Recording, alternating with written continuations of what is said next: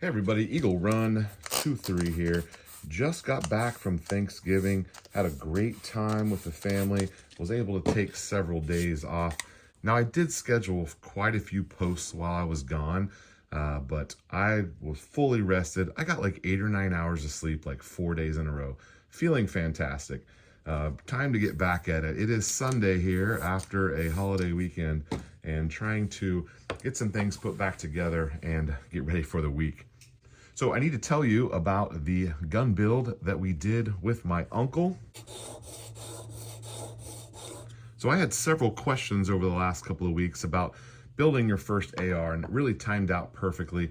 We got a upper receiver in from Unbranded AR, and I asked Anderson Manufacturing if they would send out a lower parts kit, and they did. Big thank you to those guys. I'll have more on them later in the video. But my uncle was like, hey, I need an AR-15, and I was like, I got you. So I did a little video a couple weeks ago about some of the components when they came in, but I'm gonna take you to the Thanksgiving day, and after we had our lunch, we headed out to his workshop, and we got to work. And I said, you guys can't just come get a new pair every day. You bring me your old ones when they're messed up, and I'll give you another pair.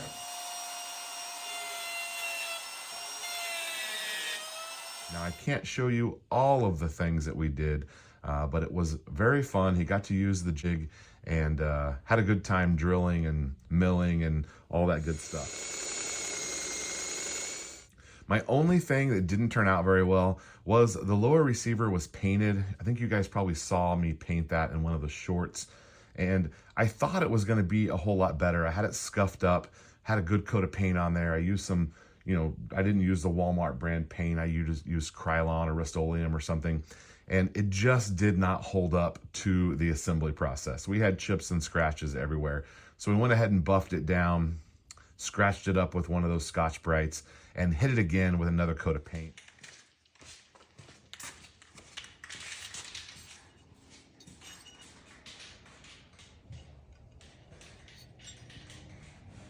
Then we had to wait another day to let that set up before we could final assembly.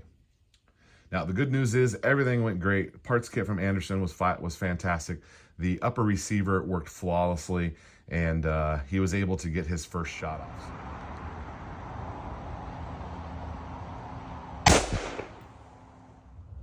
All right, couple people to thank here. We are all done with the AR-15 that is going to my uncle. So a couple things. The stock is from Unbranded AR.